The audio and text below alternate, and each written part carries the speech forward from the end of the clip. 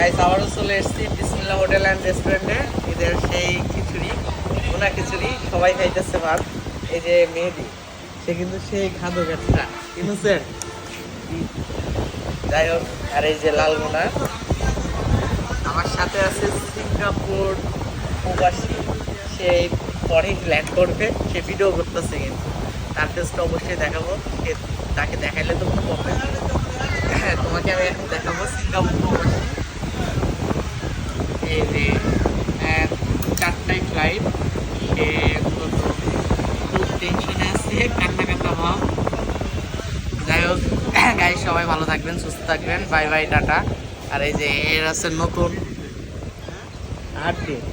শ্বশুর বাড়ি যাবেন না খাইতে, এখন থেকে হাড্ডি খাই একটু টেস্ট করেন গাইস। তার মানে যে একটু প্রবলেম আছে, একটা না একটা, একের একটা ছেলে। আর